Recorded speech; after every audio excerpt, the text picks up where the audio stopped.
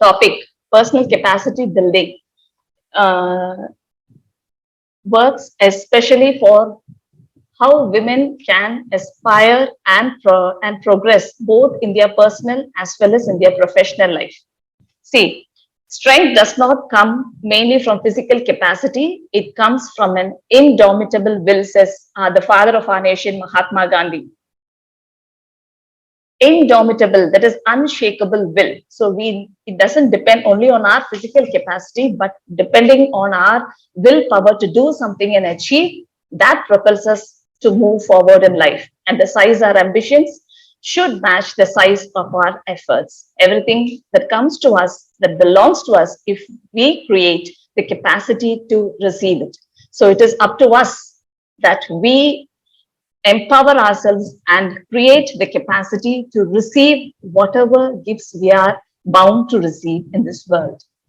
This was actually told by our first Nobel laureate, Rabindranath Tagore. So the talk would be on listening and brainstorming, time management and stress management, internal communication, and group discussion.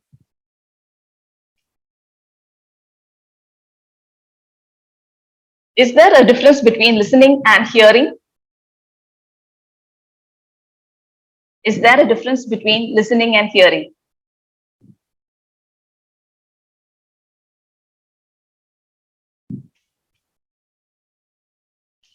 Yes, students from the audience, is there a difference between listening and hearing? Yes, ma'am. Yes. If so, what? Listening means just we are have a motivation to get something.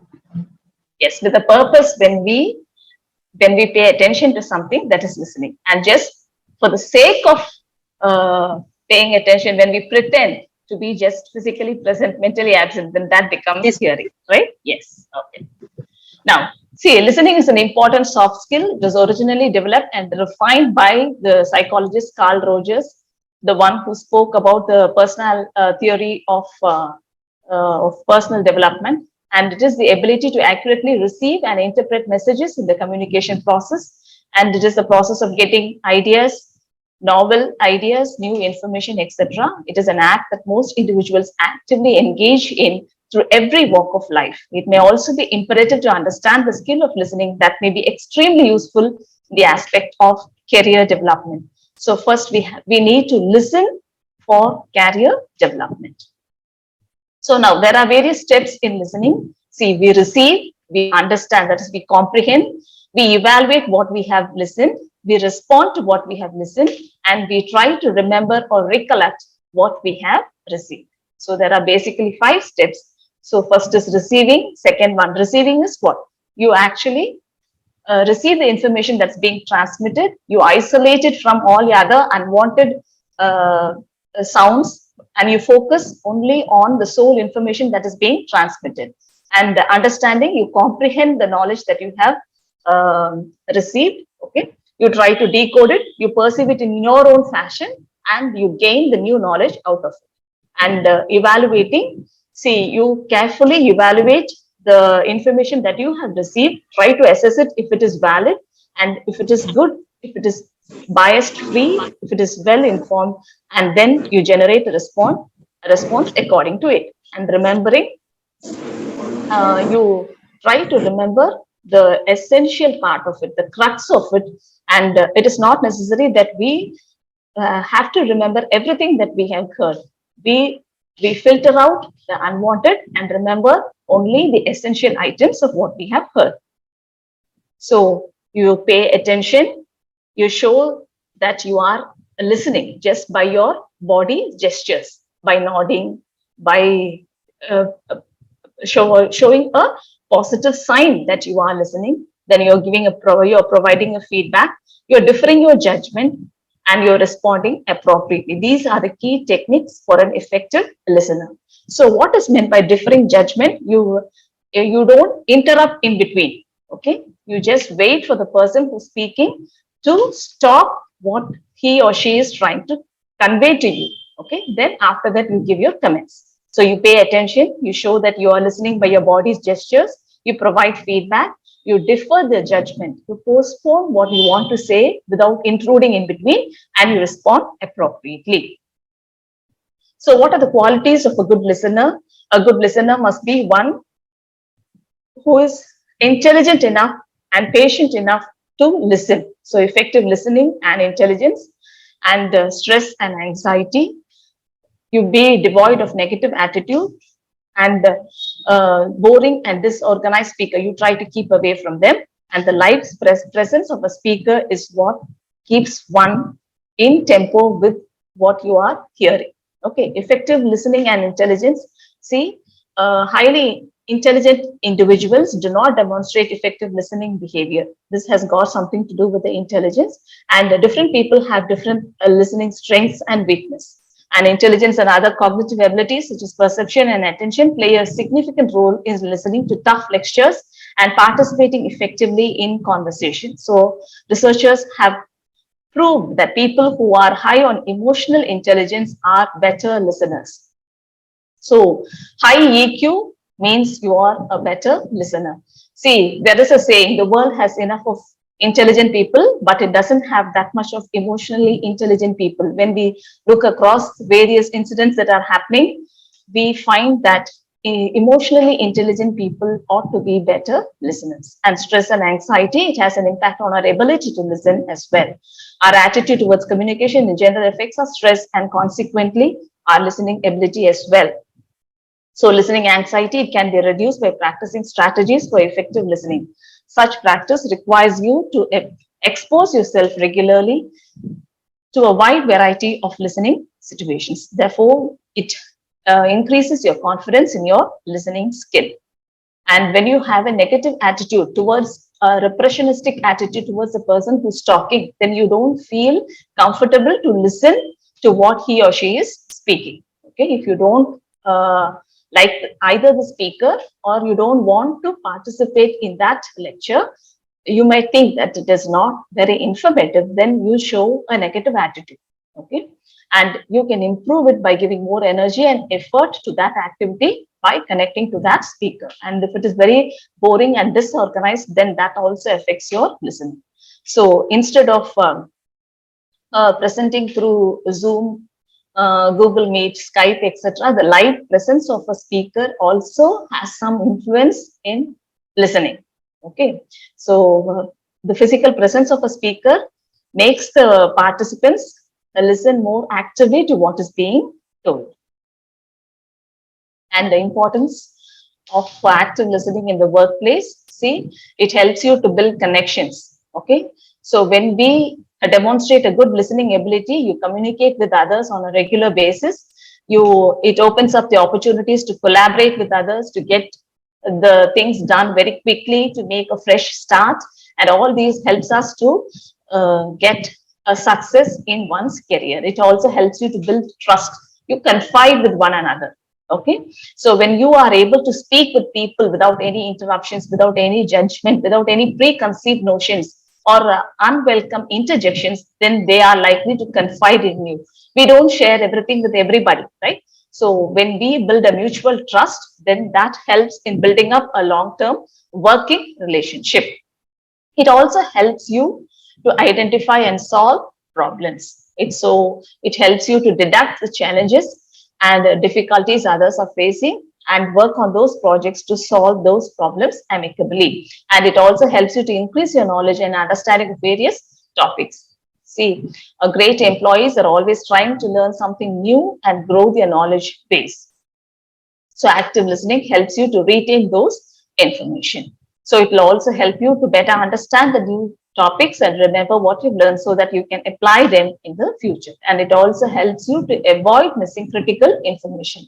So we need to develop various skills like logical reasoning, analytical thinking, critical thinking skills, problem solving skills, etc. So it is important that when the speaker is proving the instructions, you get a training onto a new process and delivering a message you are responsible for passing on to others. So it helps you to avoid missing the critical information.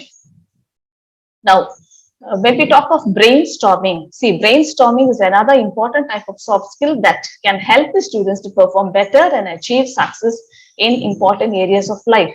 See, we have heard of ice-breaking sessions, that is, which will just break the normal routine. Okay, it will just break the normal mundane affairs that are just going on, and it will help you to just get rid of this rigorous schedule. Okay, so it was actually the brainchild of Osborne, and they have used this method for more than 400 years ago, during which everyone questioned an idea within themselves, but did not criticize or question it in the initial stage of discussion. So the criticism or questioning of any idea may take place at a later stage. And this brainstorming can be used to generate possible solutions for a problem. And it can be any individual or a group activity wherein each participant shares their ideas as soon as it comes to their mind. And at the conclusion of the session, ideas are categorized and ranked for follow action. So it is a key factor for many jobs, like be it in social media marketing, fundraising, event planning, managerial post, etc. It is an imperative skill for career development. And what is this brainstorming all about? Here, the groups of 6 to 12 members, they form a group or act as individuals, and there is no criticism, no evaluation and judgment. Free association is encouraged. The quantity is desired rather than the quality. And building an idea, that is teamwork. Okay, building an idea is encouraged, stimulating creativity, evaluation and selection of idea. You encourage novel and innovative ideas, however odd they may appear at the beginning, and build on the idea put forward by others. Every person and every idea has equal worth appreciating, and each idea generated belongs to the group rather than the individual. So we have heard of this acronym T, isn't team, TEAM. Have you ever come across what this acronym actually stands for? TEAM, team.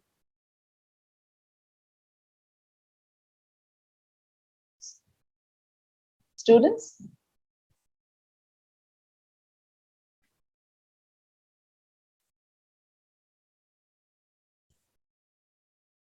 Yes, participants? TEAM. It is actually together everyone achieves more. TEAM, team. It actually means together everyone achieves more. Are you able to get me, participants? Yes, ma'am. Yes. Okay, happy. Right. So together everyone achieves more. That is why we go in for group discussion, okay, teamwork, cooperative learning, collaborative learning, experiential learning, all this, right? So importance of brainstorming for career development. See, it encourages novel ideas, inculcates team spirit, and enhances out of the box thinking. That is, you don't go by the normal rigorous schedule. You look at a different perspective. You look at the problem with a different eye, and you render a novel and innovative idea for solving the problem at hand. So, see, in one of the techniques in brainstorming is a mind map technique. Okay, so this is a mind map which was drawn for a global warming, the factors which contribute to global warming. So there are various factors. Just by looking at this mind map itself, you will be able to build on the topic, global warming. See, there are different factors which contribute, which are hazardous, right? Political issues, political factors, geographical factors, economic factors, human factors, and environmental factors. You can just have a look on this. So the Kyoto Protocol, the roles of the government. So when you talk about the geographical factors, it is because of the developing countries and an Antarctic. Economic, agriculture, and the corporate roles. And human factor, the reducing the use of fossil fuels and impact on world health. And if it is environmental factors, it is the destruction of the sea levels, the rising of the sea levels, and air pollution. All these are contributing to this global warming. And it is said that the height of the sea level has risen by the average temperature of this earth has risen by 4 degrees. Okay, so this will ultimately lead to a rise in the sea level, and therefore the low-lying areas will get submerged in the sea, just as we lost Dhanushkodi in Tamil Nadu, right? So for brainstorming, We are searching or finding ways and possibilities to solve the problems for better clarity, for generating ideas, to win against your competition, to groom your brain to find out more than one solution for a problem. You need not attack a problem only in one way. There might be innumerable ways to solve a problem at hand, and to make less flaws. That means what? To commit less errors, and to achieve success in one's career. Okay.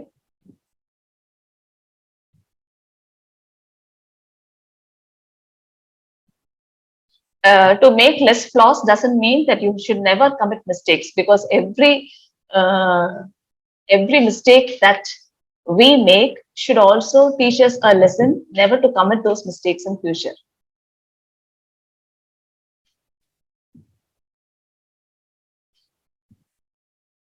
தவறுகளை மறந்து விடு, ஆனால் தவறுகள் செய்ததன் மூலமாக கற்றுக்கொண்ட பாடத்தை ஒரு நாளும் மறந்து விடாதே. Okay, so it is not that to achieve success and to be successful in one's life, we should never commit mistakes. No, nobody has told like that, right?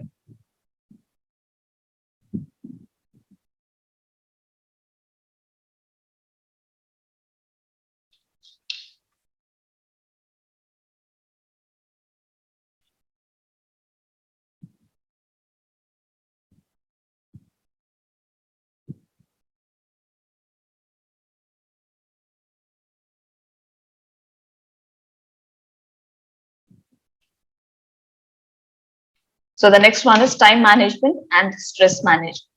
Okay, so the challenge is not to manage time, but to manage ourselves. Okay, so by using our time prudently, we are able to see stress that is creeping into our jobs or into our daily routine. So the challenge that is before us is not to manage time, but learn how we manage ourselves. So time management and stress management. So time management is one of the most important type of life skills, and the process of organizing and following the conscious control of time which is spent on particular tasks specifically to increase efficacy, proficiency, and yield of output is called time management. So it helps one to handle or balance various hassles in a person's life. Hassles means the different jobs. Okay, in a person's life, like job, family, etc., with the limited time that is being available. So, be it your professional or your personal, with jobs, we need to have a well balanced time management. Okay, without proper time management, a person's official as well as personal life will definitely suffer. And the basic principle is planning, which should be done well in advance. So we need to allocate the time, and it is a prerequisite for doing any quality work. And to improve one's efficiency, the proper analysis of time and speed is very important. So we need to set aside time for every task, and we should also plan the time that we spend on our electronic gadgets and social media. Okay, and if we do not plan and organize our time, we end up missing our deadlines. It decreases a person's productivity, and the quality of the work that we are supposed to uh, exhibit also dips, also decreases. So this can cause stress, and if it is not dealt within the stipulated time, can lead to burnout and the work suffers. So to prevent this, it is crucial to practice effective time management. See, what are the strategies that could be used for effective time management? See, you need to prioritize your tasks. You would have heard of this book written by Stephen R. Covey, which has sold millions of copies across the globe, right? 7 Habits of Highly Effective People. 7 habits. So the first 3 habits, it speaks of the personal independent skills that are necessary. I will be talking of this at the closure, right? So the 7 habits, the first 3 habits speaks of the personal habits. The second 3, it speaks of the social habits, and the 7th, it speaks of the skill that is necessary to maintain these achievements. right? So first you need to prioritize your tasks. Put first things first. What should be done first? That should be given priority, right?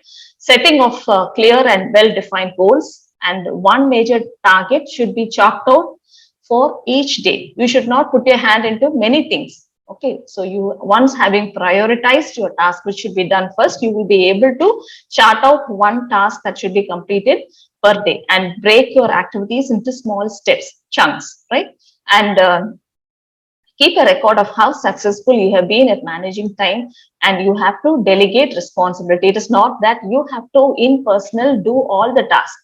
Just as your principal, your principal is a very good role model. He is able to delegate responsibilities and trust hope that this person will carry out the responsibility with uh, with with the firm conviction that these people will do justice. He is delegating responsibility. So likewise also you should be able to delegate responsibilities by identifying the right type of persons who will be able to carry out the jobs for you. So you need to prioritize your tasks. You need to set goal. You need to take one target a day, break your activities into small steps, maintain a record of how successful you have been, and delegate responsibility. And importance of time management. See, effective time management, it improves performance, it decreases your stress, and it boosts your confidence. It helps you be confident. That is, you when you are put into similar circumstances, even in the future, when you are likely to come across such situations, it will give you a confidence, saying that you can put up with it, and it is paving way for better career opportunities. Now, everybody speaks of the word stress. So when we don't manage our time properly, it automatically or ultimately creates a stress in us, isn't it? We are not able to complete our task within the stipulated time. Therefore, we feel depressed, isn't it? So we are put up in a stressful condition. So if there is no time management, automatically what will happen? Stress creeps into us, right? So what is stress? See, stress affects our physiology and also our mental health, and it is a negative emotional experience accompanied by predictable biochemical, physiological, cognitive, and behavioral changes that are directed either towards altering the stressful event or accommodating to its effects. Either you become accustomed to it or you try to alter the situation. So it all depends on your mental makeup, how you appraise the stressful event or situation. So what could be the different sources of stress? See, these are related either to the environmental events of a personal nature, like the breakup of a relationship, or events which are related to one's career, death of a loved one, or a financial loss, etc. So all these factors which contribute to stress are called stressors. Okay, and there are different types of stressors. See, it might be traumatic experiences, life events, health issues, daily hassles, occupational stress, unemployment, etc. These are some of the sources. Traumatic, something very painful, like there has been a fire accident or some accident, or the loss of someone, something that is very pathetic. So that is called as a traumatic experience that puts you in a trauma, right? In an unsteady mind affair, right? Life events, health issues, okay, certain chronic diseases being identified, or daily hassles, the daily routine activities, occupational stress, your stress in your place of work, okay, unemployment. So these are some of the sources of stress, and it has both physiological as well as psychological effects, right?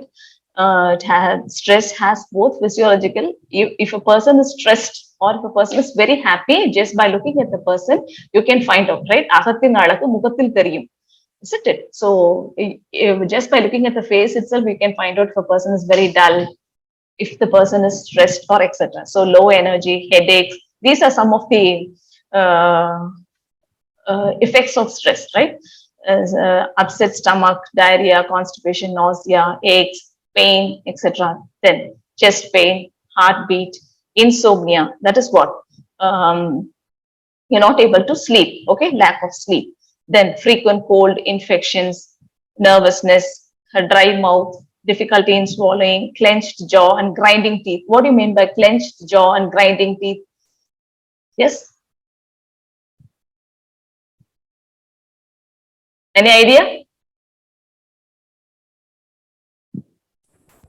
Holding the both the jaws tightly and showing anger on the face.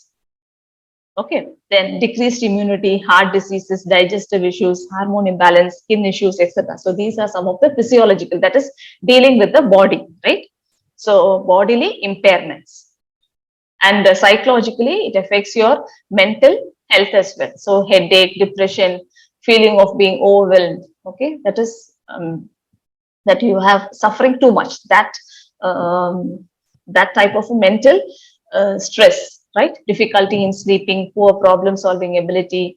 Then you have social withdrawal symptoms. You feel sad. You lose your emotional control, your inability to rest and self-medication, constantly worrying about something, okay, forgetfulness, you're not able to organize yourself, you're unable to focus on one particular event, you have poor judgment, then always looking at the negative side of life, right?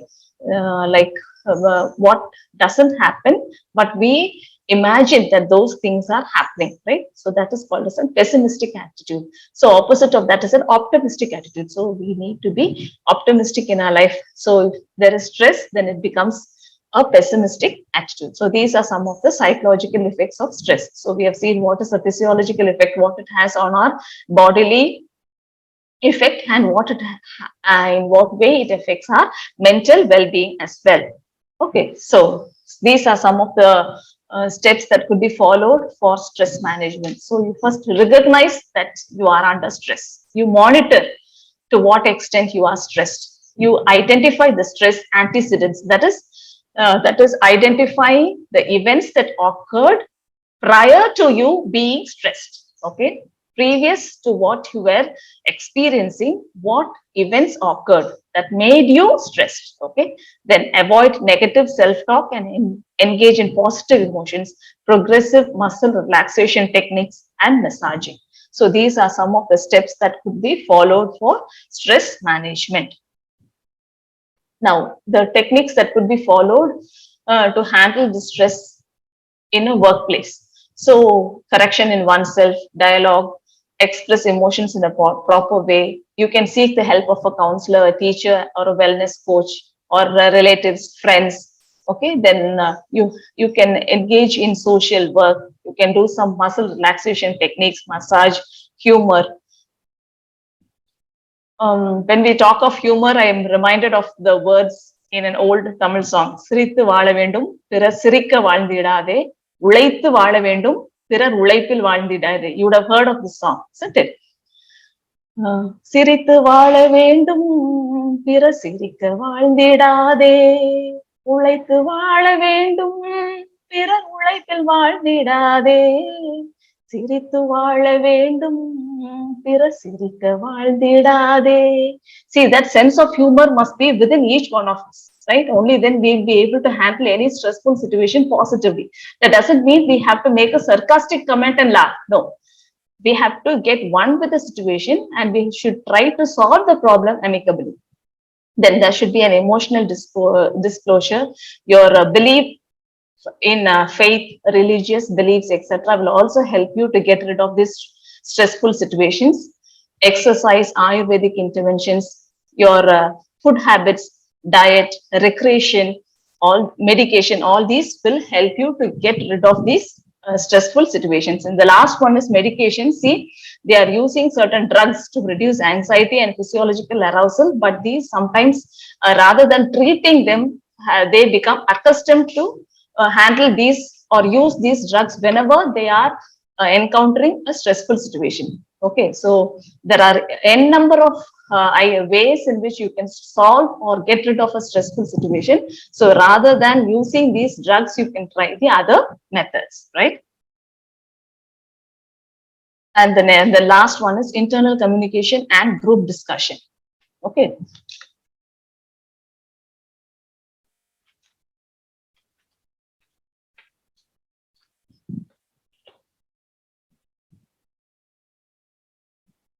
So internal communication and group discussion. So first we have talked of listening and brainstorming. So listening, we pay attention to every word that is being uttered. Brainstorming, it relaxes our mind. It is like an ice-breaking session. Then we have heard about time management and stress management. Using a prudential usage of time helps you to get rid of stress. Okay, so time management and stress management. And the last one is internal communication and group discussion.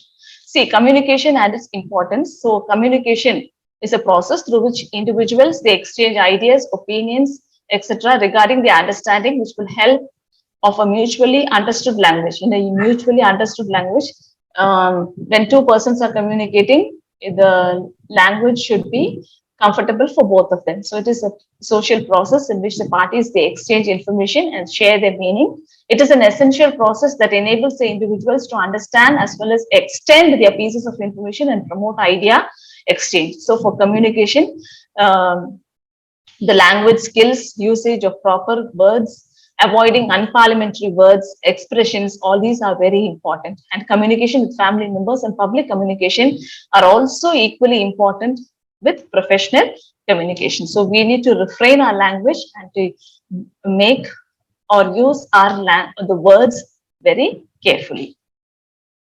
So importance of internal communication in organizations. See, communication within individuals and groups in an organization is also indispensable. It is a foundation to ensure the smooth function and the productivity in any organization. So it helps you. It is like a three poles of a triangle, the triads. Okay, you are able to achieve a coordinated action. That is, you share information regarding your goal and you fulfill it or you carry it for carrying out a coordinated plan of action. Then you share the information. Okay, so regarding your organizational goals, the task directives, the results of efforts, decision making, etc. And the last one is you express your feelings and emotions. That is, you share once the thoughts, emotions, feelings, etc. and you convey them effectively. So it is like the triad of the three poles of a triangle. So the process and direction of communication. See, a message consisting of an expressed idea is transferred between a sender and a receiver. You need two persons, isn't it? One who's sending the message, the other one who's receiving. So the message is encoded and passed by the way of a medium to a receiver.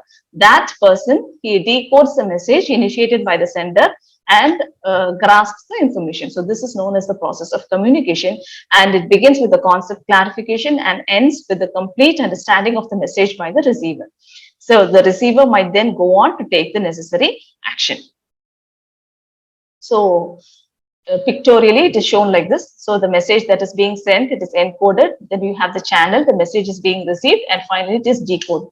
So now when we talk about the direction of communication, see, there are three directions. One is downward communication. The second one is upward communication, and the third one is lateral communication. See, downward communication, it flows from one level of a group or organization to a lower level. So it is bossy in nature, right? Giving some orders, etc. Downward.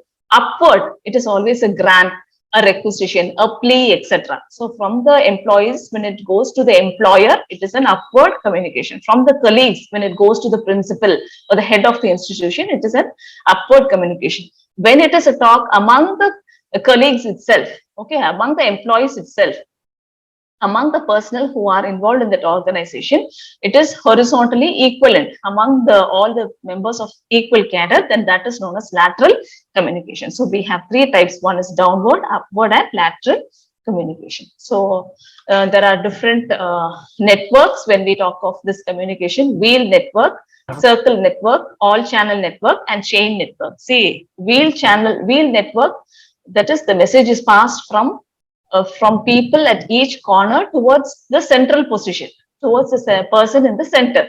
Okay, circle network to the people whose place next to them, adjacent people. All channel network, where all the members can communicate with each other. And chain network, it communicates with the immediate member present either in the top or the bottom of the chain. Okay, you imagine a chain network. So you can communicate to the person who's above you or below you, not to other people. So there are different networks: wheel network, circle network, all channel network, and chain network. And communication can be either formal or informal, and it depends upon the relationships whether the communication is formal or informal. So when we talk of formal communication, see, it occurs in organizations across levels of hierarchy. It is representative of senior and junior positions in an organization. See, for example, it is communication between a manager and an associate, or an employer and an employee. So when the movement in formal communication is downward, that is, managers or employers send out directives or lay rules for all employees. So then that is downward communication. It is upward, the employees taking up complaints to their managers or giving feedback. And informal, as I already told you, it is also present in an organization. So it enables the exchange of information, often personal experiences. So these facilitates interpersonal relation building. So it can also happen at the horizontal level, that is laterally. You can also talk of grapevine type of communication, where information is passed from one individual to many individuals. Okay, like as you see in the bunch of grapes, right? From one, it can pass on to many, which follow the same course. So employers often use informal communication channels to strengthen their interpersonal relationship and also facilitate a healthy and productive working environment. And these are susceptible to influence by gossip, rumors, and discredited information, which calls for caution and becomes a reason for some managers not promoting it. So when there is nothing worthwhile to share, okay, it becomes an idle gossip. Okay, rumors, discredited. It is not truthful. Okay, it calls for caution and becomes the sole reason for some managers not promoting the same. And when you talk of internal communication, it includes oral and written communication and non-verbal communication. So oral communication, it is the spoken words and the languages which are used to convey and receive information. And this includes speeches, office gossip, lectures, group discussions, interpersonal chat, etc. And it occurs face-to-face or through the use of telephone or other electronic media or gadgets. So it can be either oral or it can be written. And the second one is non-verbal communications. So what are the advantages of this oral communication? See, it is time friendly and less expensive.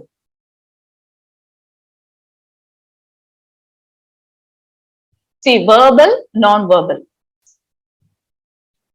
See, oral and written and non-verbal. So verbal, non-verbal. Okay, or that verbal is only split into oral and written communication. Participants, are you able to understand?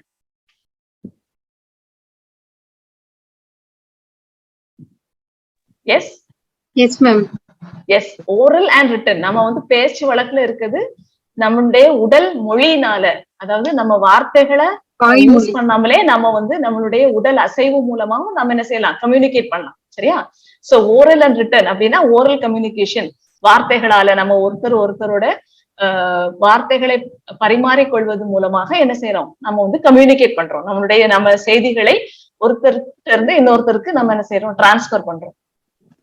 நான்-வெர்பல் communication நம்முடைய உடல் மொழியினால, நம்முடைய அசைவுகள்னால, when we nod, நம்ம வந்து தலை அசைக்கும் போது, அப்புறம் ஒரு hand shake பண்ணும்போது, ஒரு சைன் ஆஃப் அக்செப்டன்ஸ் தட்டி கொடுக்கும் போது, இதெல்லாம் வந்து என்னது, non verbal communication. So it is not necessary that we have to only use verbal communication. Okay, so it can even be non-verbal. So advantages of oral communication, see, it is time friendly and less expensive. You get an immediate feedback, you get the personal contact, you build a cooperative spirit, you are persuasive.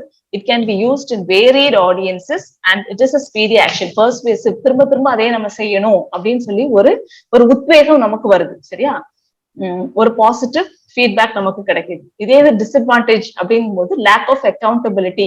ஏன் lack of அக்கௌண்டபிலிட்டின்னு சொல்றோம்? Gossip வருது, rumour வருது, தேவையில்லாத வார்த்தைகளை நம்ம பயன்படுத்திடுறோம். சரியா? ஒரு முறையான ஒரு verbal கம்யூனிகேஷனா there will be a written record. Okay, so when there is nothing legally written, then there is room or space for unwanted talk. That is why we say it is lack of accountability or credibility. Okay, then there is no legality, not suitable for lengthy messages, can lead to unnecessary talk, and it is a mere wastage of time. And there is a greater scope for error. It can be easily forgotten with time. அப்போ எதுவுமே எழுத்து பூர்வமா எழுத்து வடிவமா இல்லாட்டி நம்ம என்ன செய்வோம், கேட்டுட்டு அப்படியே மறந்து போறதுக்கான வாய்ப்புகள் அதிகமாக உள்ளது. சரியா? So whenever it is written and legally given to us, drafted well, then we read it over and over again. So it stays in our memory. It has a greater retention power. So it is not forgotten with time. Now, when we talk of written communication, it is usually known to set things in stone and ensure that the messages are duly recorded. It includes all communication sent across via letters, memos,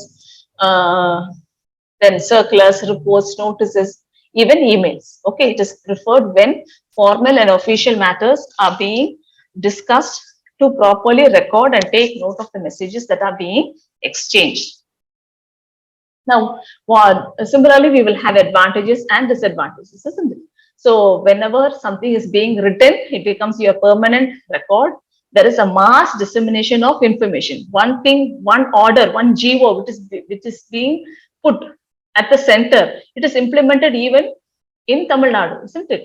So there is a mass dissemination of information. High Court, Supreme Court, kudukra oru order, oru judgment. நம்ம என்ன செய்றோம், தமிழ்நாட்டுல உள்ள கடைசி கிராமம் வரைக்கும் அது implement ஆகுது. Okay, so there is a mass dissemination of information whenever something is being written and legally given. Okay, so there is accountability and legally acceptable, and it is suitable for long messages, allows forethought, ensuring precision and accuracy, precise. So it is short and sweet to the point. Okay, and exact messages are being passed and delivered. Now, when we talk about of the disadvantages, it is slow and time consuming because it has to be reflected, isn't it? You have to think over and over again. You should avoid unnecessary words. You should be well drafted. It should be written very carefully, right? So it is a lengthy and expensive experience. It lacks the personal touch. Okay, it is unsuitable for illiterate people because they cannot read and write. And confidentiality can be an issue. It might prop in. Okay, an immediate response is highly unlikely because it takes a long time, a lengthy time for it to draft and then implement the same. Therefore, immediate response is highly unlikely to happen. So these are some of the advantages and disadvantages of written communication. Now, so what are the choices that you can make, right?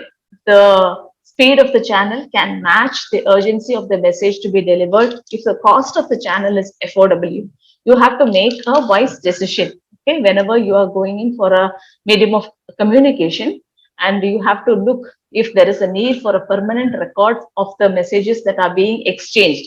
If it is worthwhile to be stored for future generations to refer, then you have to go in for a permanent record. And if it is extremely important to avoid the possibility of error, okay, if it has to be 100% genuine, if it has to be 100% authentic, okay, then if the message contains confidential information or not, okay, if there is a lot of credibility to be maintained there, if it has to be kept highly confidential. So all these depends upon the information that is being transmitted from the sender to the receiver. Okay, so it can be one-to-one communication, one-to-many communication, many-to-one communication, or many-to-many communication. So it all depends upon the information that is being transferred, the purpose for which it is being transferred, and the notion for which it is being transferred. Okay, so if it has to be accountable, if it has to be legally preserved for future generations, if it has to be confidential, and if it has to be free from flaws, all this has to be maintained in mind or borne in mind while you are using a medium or while selecting a medium for communication. So there are two ways in which it can be communicated, two medium. That is, one is oral communication, the other one is written communication. So it can be a face-to-face conversation, or it can be a telephonic conversation, or it can be a video conferencing. And when you talk of written communication, it can be via postal letters, online emails, fax, etc. And the last one is group discussion. Okay. So group discussion, this has now become an integral part of the selection process. See, if you talk of either for a job or for some um, admission in creamy institutions like for MBA in the IIM, etc., then they have one screening procedure, that is group discussion.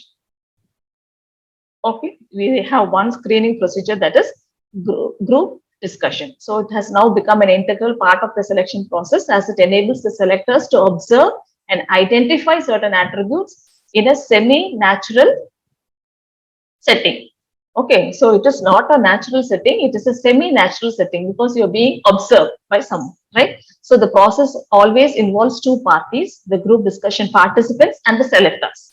Okay, the participants and uh, the ones who are actually involved in the selection process. Now, the selectors, they play a passive role, okay, and they observe the situation around. This group discussion is used as a part of the selection process in organizations as well as professional education institutions to screen out the candidates more effectively. So it is usually held after the first level of examination, that is after the written exam, and it allows the selection panel to reject outright candidates and also map the skills of the potentials that are being expected of them, right? So group discussion, it has now become an integral part of the selection process, be it for the choice of a profession or being you being admitted in any one of the educational institutions, right?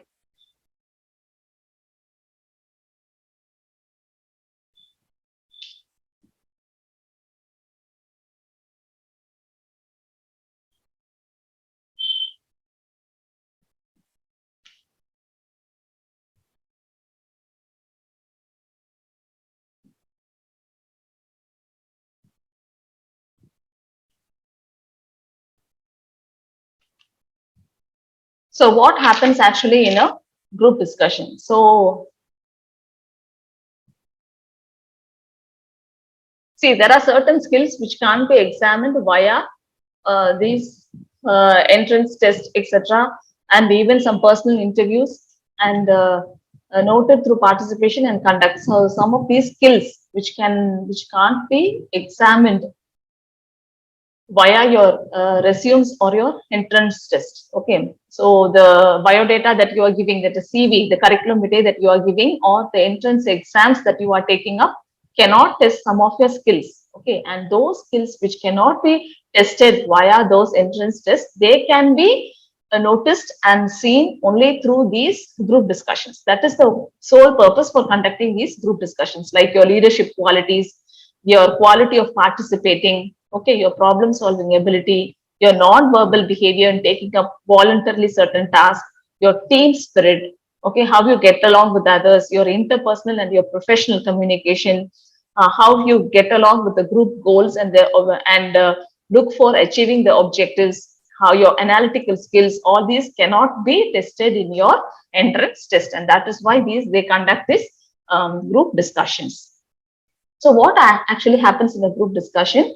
A group is usually formed of 8 to 10 invited people. They participate in a formal discussion and a topic, okay, an issue which is contemporary and which is debatable. It is capable of being argued out, right? You can look at the pros and cons of it, which is being debatable, is given to the participants, and they're given a fairly 15 to 25 to 30 minutes, half an hour is being given to them to ponder over uh, say they organize their thoughts, okay, to ponder over the topic, and they are given a time for discussing, okay. 25 to 30 minutes is given. Now the time is communicated well in advance. No leaders, if there are 15 people in the group, out of the 15 people, nobody is appointed as a team leader, okay. No leaders are being appointed. So the selection committee, they observe these candidates who end up in assuming these leadership roles. Since no leader is being appointed, they uh, look for candidates who are willing to take up these leadership roles. Okay, they are free to defend or disagree with the topic that is being discussed, and the members of the screening committee, the selection committee, will never interfere into the discussion. Okay, so they follow a non-interference policy. They don't intrude into the discussion, and every participant is given the chance to express his or her views and their conduct, how they carry themselves, how they put forward the argument, how they put forward the discussions, how they even if it is a heated argument, if it is a heated situation, how they look for candidates who are able to pacify the others. They look for candidates who have the ability to listen. Okay, how you communicate, how you exhibit your analytical skills, how you present yourself, what is the knowledge that you have regarding the topic that is being debated. All that is being noted by the selectors. Okay, and see that is why. See, God has given us 2 ears and 1 mouth so that we listen more and we speak less. Okay, God has given us 2 ears and 1 mouth so that we listen more and we speak less. Therefore, we also should have the patience to listen to what the other person is speaking. And do's and don'ts. So we have to listen to others attentively. We try to enter the discussion at an early stage. We don't refrain ourselves from participating in the discussion. You have to communicate with others with a lot of confidence. We have to stay relevant to the topic that is being discussed. You have to be unique and innovative with your views and words. You should not copy the other person's views. You should not repeat the same old words of another person. Okay. And you have to ask pertinent questions in the sense questions that are related to the topic that is being discussed. And you have to use well dignified language, even when you're presenting an opposing view. Okay, so even if you don't agree with the topic that is being discussed, still you have to maintain your language, right? You have to use positive body language. And if you see the discussion going out of focus, you have to try to bring it back in track. Okay, and you have to collaborate, support collaboration instead of competition, remain confident and being interested. See, when we talk of this collaborate and don't compete, see, you do you know which country's education system tops the world?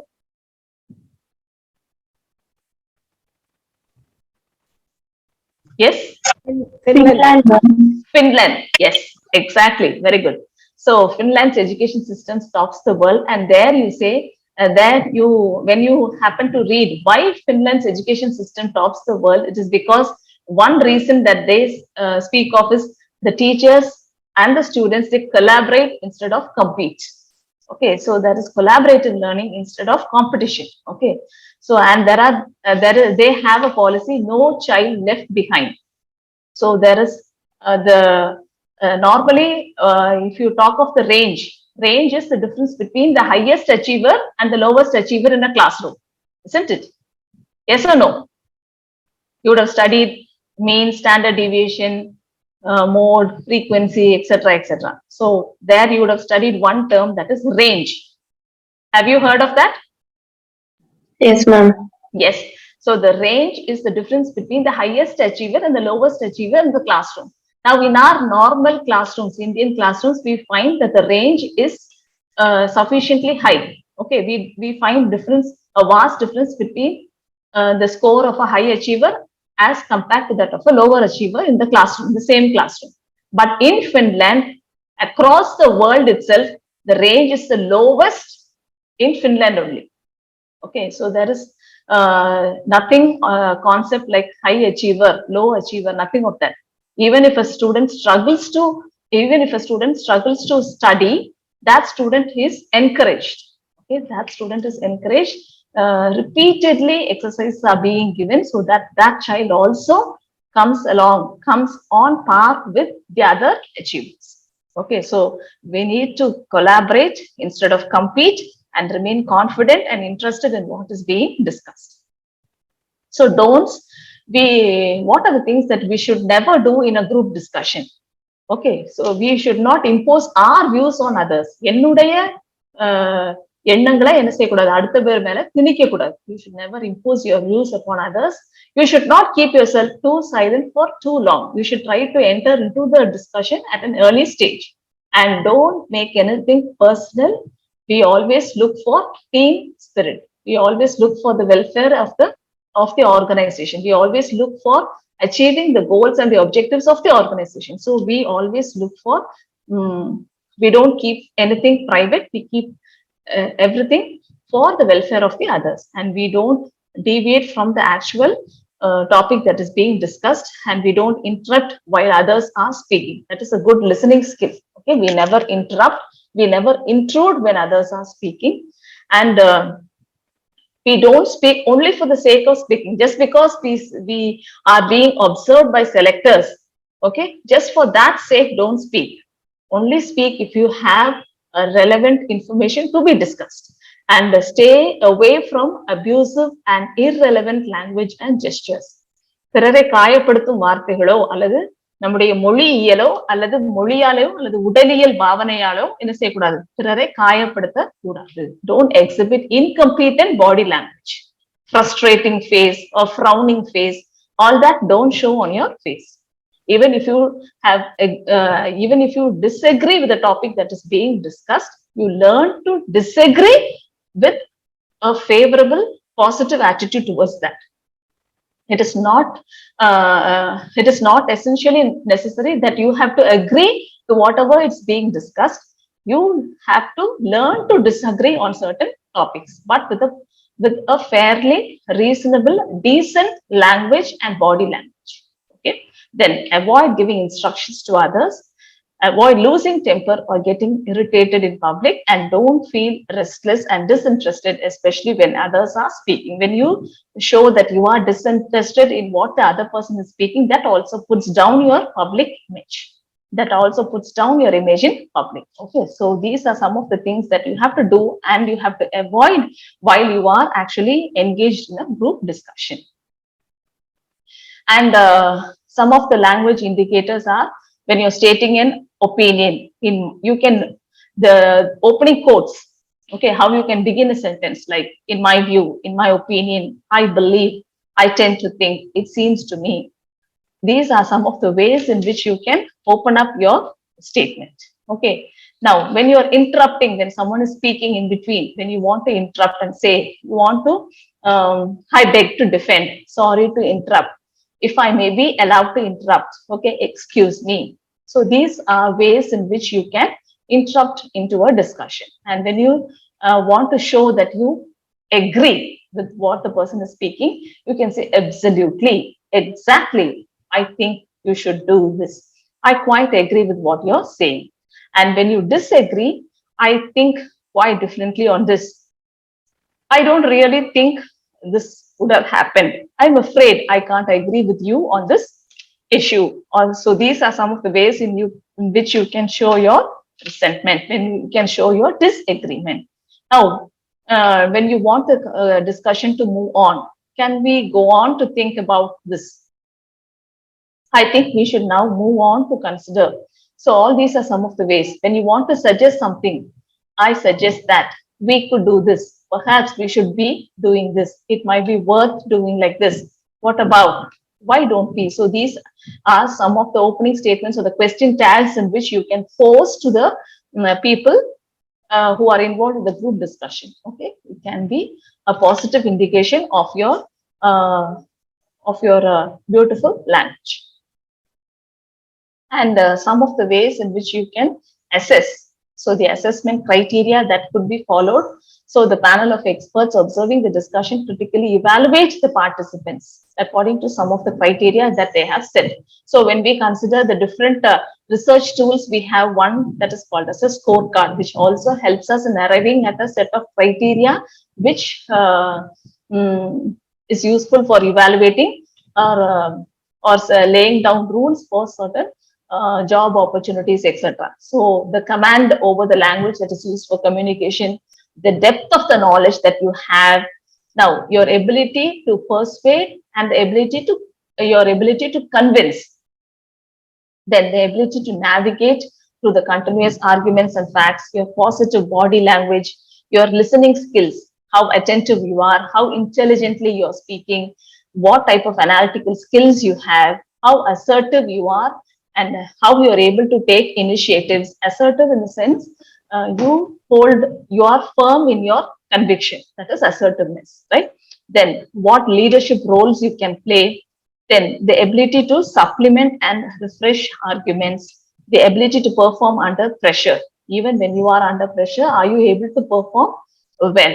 And the maturity to conduct oneself appropriately. So how mature are you to carry yourself positively before other people? So these are some of the criteria under which the people are assessed by the selection team. Okay, so the group discussions are being employed increasingly as a selection technique and for the mapping the potential performance of candidates. So it enables selection panels to carefully screen out the candidates of their choice and find out the best fit one.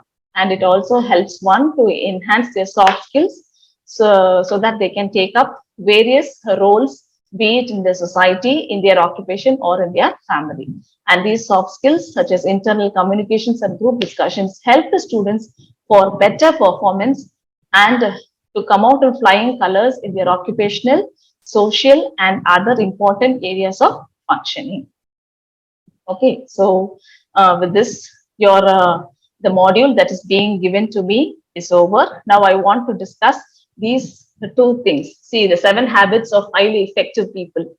So be proactive, begin with the end in mind, put first things first, think win-win, seek first to be understood and then first to understand and then to be understood, synergize, and finally sharpen the saw. See, be proactive, and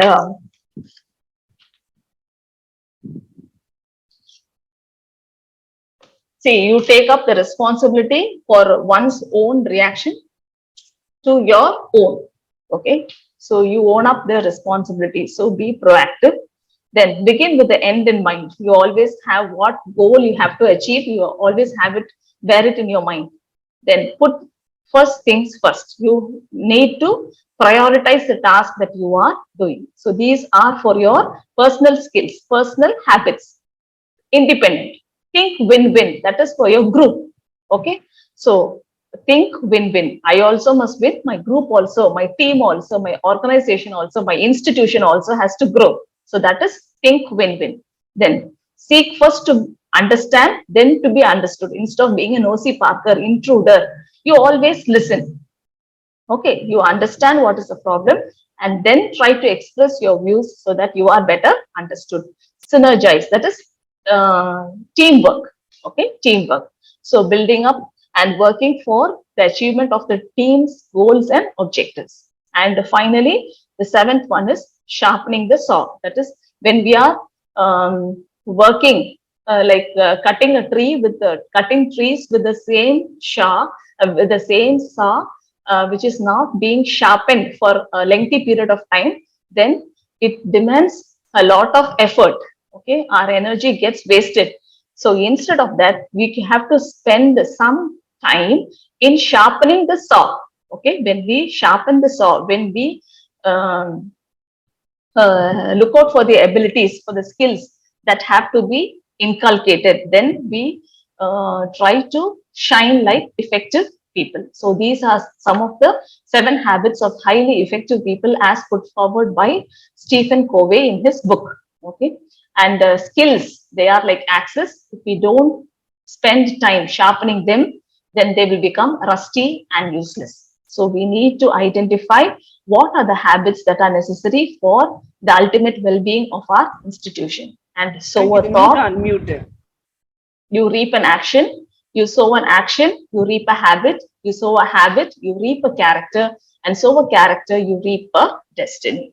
So we have heard in Kothari's commission, isn't it? The destiny of a nation is being shaped in a classroom. So in order to reap a destiny, we need to sow a right thought, which would ultimately help us in reaping a destiny. So your success and happiness lies in you, says Helen Keller.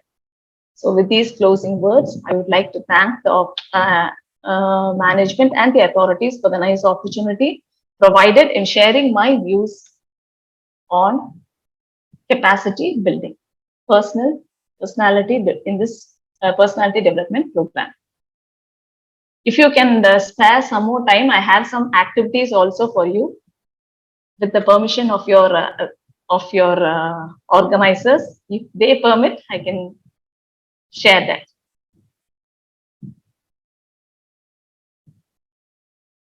Yes. Yes, ma'am. Yes, Do I ma'am. have? Can I? Yes, ma'am. Yes. Yes, ma'am. Just one second.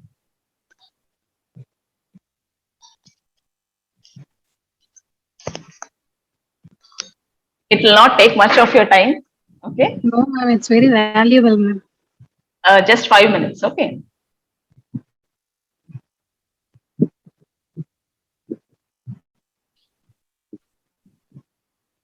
See, you can take only 15 seconds, right? You can only take 15 seconds. See, what do you see when you see from the top? So there are 5 choices which are given here. Out of this, which one fits into your, there are 5 colors which are given as a pyramid, isn't it? So you just find out which one will fit in. Is it 1, 2, 3, 4, 5? Your time starts now. ma'am. Huh? 4, ma'am. Yes, exactly. Very good, very good, very good. 4 is the right answer. Okay. Now, the simple question. How many people are there in this family? 1, 2, 3, 4, 5, 6. Huh? 6, ma'am. 7. 5. No. 8, 9, 10, 7, ma'am. 11. No. 12, 7, ma'am. 13. No. 7, ma'am. 4. 4, ma'am. 4. 4, ma'am. No. 4, ma'am. No, no. Done. 3, 3. ma'am. Your time. Yes, 3 is the right answer. See, Yes, ma'am. someone's mother, okay, a grandmother is a mother for a daughter. Okay, and this daughter is a mother for the granddaughter. So there are only 3 members in this family. Okay, so a grandmother, a daughter, and a granddaughter. There are only 3 members in this family, right? Now find the odd man out. 1, 2, 3, 4, 5, 6, 7, 8, 9, 10. C, ma'am. Yes, that's right. C is right because we don't have the adjacent red block here. Okay, for the other 2, we have the red blocks. Here it is the yellow block. Okay, fine, very good. You people are very active and very alert also, right? Okay, fine. Thank you. Now, see, this is like thinking out of the box. See, we sometimes we have discarded items. These are called as props. Okay, props, props. Now, normally we use a fork for eating something. Okay, boots and newspapers. Okay, so now in order to see if you find your students very weary, very if the lecture seems to be a little boring, then you can ask. Like it can be like a ice-breaking session. Okay, what are the different uses of these items? Now, when you ask the students to write, you can find out that there are certain students who have written different uses of these items. Okay, you can make a collective compilation of them and you can read it to the entire class. So this is one way in which you can involve the students in a brainstorming session. Okay, different usage of some items, that is discarded items or props that are being found either in your school or in your employment, in your place of occupation or at home. Something you can bring, place it before the students and ask them to write it. Then get the collective opinion. Okay. Now this we would have seen in small, at a younger age, isn't it? They will say, complete the story. Look at the picture. Padam paarthu kadai sollu appdi ketirpom illaya. So this is like you can create either depending upon the person's mental makeup, they will be writing a story. Okay. If they are very happy, then they will be writing a success story. If they are sad, then they will be writing some sad stories. So depending on that, you can assess the mentality of the student and you can give a positive comment for them. Okay, so these are some of the ways in which you can create interest and keep the students attentive throughout the class. Okay, so these are some of the ice-breaking techniques that you can follow. You can read many teasers in the net. Okay, there are many activities that can be given. For want of time, I'm just closing with these. Okay.